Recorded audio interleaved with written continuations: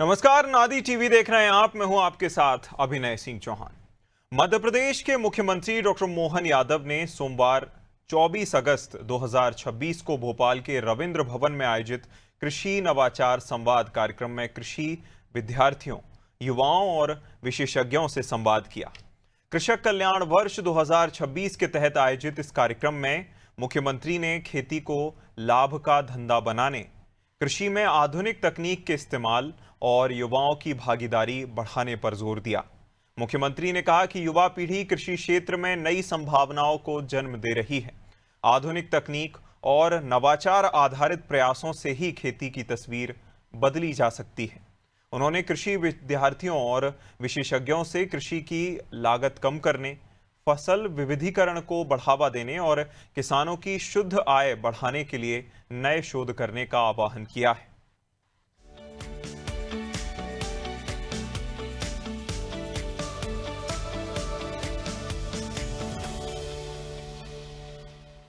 ये बात मैं आपको कह सकता हूं कि फूड इंडस्ट्री पे और क्रॉप का प्रॉपर उपयोग करने के लिए हमारी सरकार ने पूरा किसान का कृषि कल्याण वर्ष घोषित किया है। ये हमारी सरकार की किसानों के प्रति प्रतिबद्धता है कि हाँ, हमारे राज्य के अंदर ये और आगे बढ़ना चाहिए।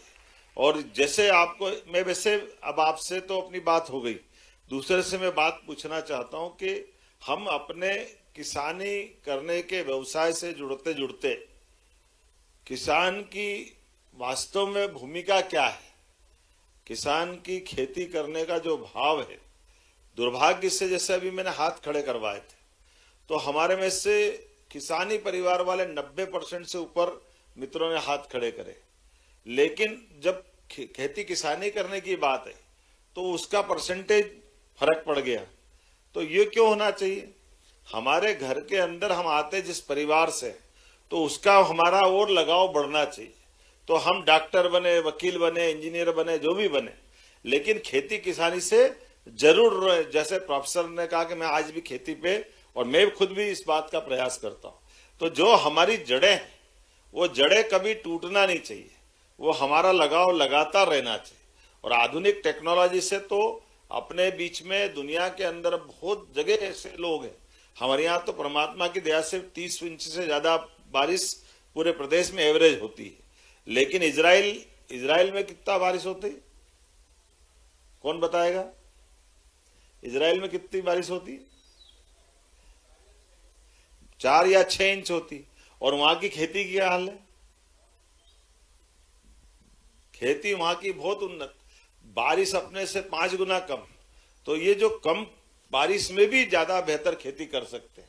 ये जो वर्तमान का चुनौती का इस पीढ़ी से बात करने का मतलब ही ये है कि हाँ, हम अपने गांव से, अपने खेत से, अपने किसानों के लिए अगर बीएससी एग्रीकल्चर करने आए या कृषि से जुड़े हैं तो कृषि को हम और कितना लाभ का धंधा बना सकते हैं और लोगों का कितना भला कर सकते हैं, अपना खुद का भी और अपने समाज और देश का भला कर सकते हैं। तो एक तरह से बड़े उद्देश्य के लिए आप लोग शिक्षा ग्रहण करने आए।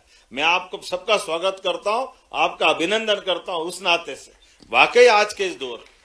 और एक तरह से मैं ये भी बताना चाहता हूं कि किसान एकमात्र ऐसा व्यक्ति है जो अपनी खेती के माध्यम से कितने लोगों का भला करता है।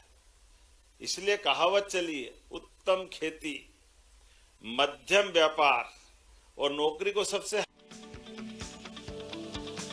मुख्यमंत्री डॉक्टर मोहन यादव ने अपने छात्र जीवन और किसान परिवार से जुड़े अनुभव भी युवाओं के साथ साझा किए। उन्होंने बताया कि वे बचपन में खुद तैरकर खेतों तक जाते थे। इस अनुभव के कारण वे किसानों और खेती से जुड़े व्यवहारिक चुनौतियों को करीब से समझते हैं। उन्होंने कहा कि युवा कृषि की जड़ों से जुड़े रहकर आधुनिक तकनीक और नवाचार के माध्यम से खेती को नया आयाम दे सकते हैं। मुख्यमंत्री ने टपक सिंचाई, मृदा स्वास्थ्य प्रबंधन और आधुनिक कृषि यंत्रों के इस्तेमाल पर विशेष जोर दिया। उन्होंने कहा कृषि क्षेत्र में सतत नवाचार के माध्यम से समृद्धि के नए अवसर पैदा हो रहे हैं। जैविक, प्राकृतिक और रासायनिक खेती के साथ बागवानी जैसे क्षेत्रों में भी किसानों के लिए नई संभावनाएं विकसित हुई हैं। उन्नत बीजों और नवाचारी पहलों से उत्पादन और किसानों की आय में वृद्धि हो रही है। बेल पहले से क्या खेती होता स्टार्ट की थी।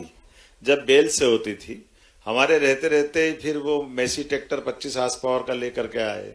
मेसी ट्रैक्टर से चलाते चलाते बाद के समय में और बड़े बड़े ट्रैक्टर आने लगे। लेकिन आज का समय तो बहुत बदल गया है, और एक फसल करते थे, अब तो 2 के बाद तीसरी फसल आ रही है। तो बदलाव तो आया है, लेकिन ये बात सही है कि आज के इस दौर में हमारे पास खेती करने में जैविक खेती, प्राकृतिक खेती, रासायनिक खेती, हार्टिकल्चर, एग्रीकल्चर, फ्लोरिकल्चर, बहुत सारे प्रकार हुए। तो आज का समय थोड़ा बदल गया है, लेकिन यह बात सही कि पहले आमदनी थोड़ी होती थी, अब आमदनी भी बढ़ गई। मैं उम्मीद करता हूं, जैसे मेरे अपने 50 बीघा के खेत में जब हम गेहूं करते थे तो वो गेहूं की जो मात्रा थी वो थोड़ी कम होती थी, और आज वही खेत है, लेकिन आज अच्छे बीज लगाने कारण से कई गुना ज्यादा खेती की हमारी फसल हो रही है। तो ये बदलाव तो आया, काफी बदलाव आया। मुख्यमंत्री डॉक्टर मोहन यादव ने कहा कि खेती को केवल पारंपरिक तरीके तक सीमित रखने के बजाय किसान वेयरहाउस, खाद्य प्रसंस्करण इकाइयां और कृषि आधारित उद्योग भी स्थापित कर सकते हैं। इससे किसानों को अपनी उपज का बेहतर मूल्य मिलेगा और ग्रामीण क्षेत्रों में रोजगार के नए अवसर भी पैदा होंगे। डॉक्टर मोहन यादव ने सरकार के किसान हितैषी योजनाओं का उल्लेख करते हुए कहा कि सोयाबीन के लिए भावांतर भुगतान और मूंग की सीधी खरीदी से किसानों को लाभ मिला है। उन्होंने कहा कि किसानों को गुणवत्तापूर्ण बीज उपलब्ध कराने और उन्हें बिचौलियों से बचाने के लिए सरकार प्रतिबद्ध है।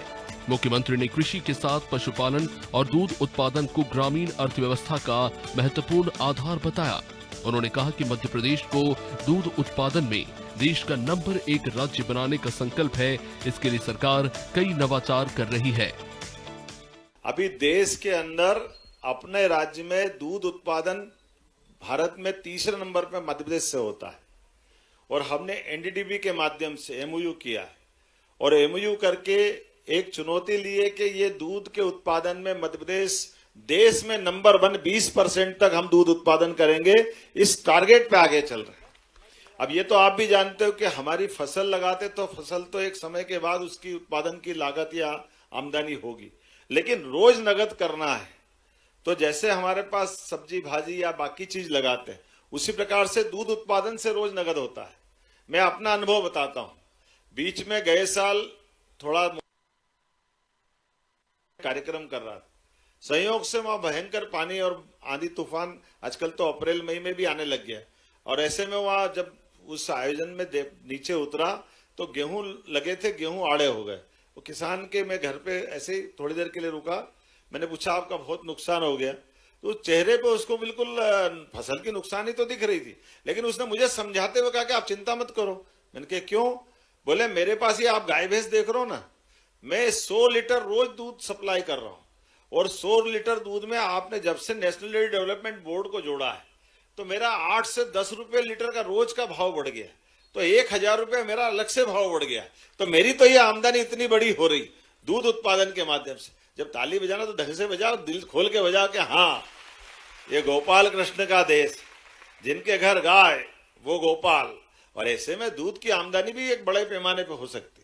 तो पशुपालन को लेकर के भी हमारी सरकार लगातार काम कर रही, और अभी 2 दिन पहले भारत सरकार के माध्यम से हमने एक नया यहाँ प्रकल्प चालू कर रहे हैं, जिसमें गिर नस्ल की या साहिवाल नस्ल की गाय, उनकी बछियां 1 लाख गाय की बछियां हर साल तैयार करेंगे, और किसानों को उन्नत नस्ल की बछियां दे करके उनकी आमदनी दूध में बढ़ाने का काम अपनी सरकार के माध्यम से करेंगे।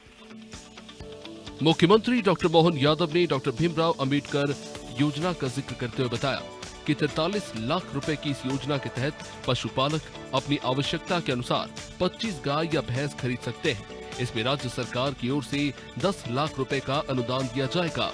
मुख्यमंत्री ने कहा कि गांव-गांव में दूध समितियां बनाई जा रही हैं और बिचौलियों को हटाकर किसानों और पशुपालकों से सीधे दूध खरीदने की व्यवस्था की जा रही है। उन्होंने कहा कि गुजरात की तर्ज पर मध्य प्रदेश भी दूध उत्पादन के क्षेत्र में नई ऊंचाइयां हासिल करने की दिशा में आगे बढ़ रहा है। डॉक्टर भीमराव अंबेडकर योजना हमने चालू की। हमने कहा भाई इसमें 43 लाख की योजना रहेगी, और 43 लाख की योजना में 25 गाय या भैंस आप जो आपको लगता लो, और ऐसे में आपको 10 लाख का अनुदान मध्य प्रदेश सरकार की तरफ से मिलेगा। पशु भी आपका, दूध भी आपका, डेयरी भी आपकी, लेकिन दूध उत्पादन बढ़ाओ आप, इसमें आपकी सरकार की मदद करें। गांव-गांव में सोसाइटी बना रहे हैं, सोसाइटी से बिचौलिया के बजाय सीधा सांची वाले कोऑपरेटिव सेक्टर के माध्यम से दूध आपसे खरीदेंगे, और दूध के माध्यम से एक तरह से जो अमूल के आधार पर गुजरात ने उन्नति की, ये मध्य प्रदेश में होना चाहिए। इसलिए इस दिशा में आगे बढ़ रहे हैं। इसलिए एक नहीं, गौशाला, आवारा गौमाता अगर है तो आवारा गौमाताओं को गौशाला में ला करके उनकी चिंता करने का काम भी हमारी सरकार करेगी, लेकिन भ्रूण प्रत्यारोपण करते हुए उसकी अगली जनरेशन में उन्नत किस्म की नस्ल के उसके गर्भाधान के आधार पर जानवर पाना, ये एक तरह से गौशालाओं में भी क्रांति का काम होगा। अभी अपने पास 5 गौशाला ऐसी है जहां हमने पायलट प्रोजेक्ट को किया है, वो सफलता के साथ आगे बढ़े। तो ये जब दूध का उत्पादन बढ़ेगा और दूध के उत्पादन के बलबूते पर पूरे देश के अंदर हमारे किसानों की आय बढ़ेगी, तो इसमें आप सबका भी योगदान रहेगा।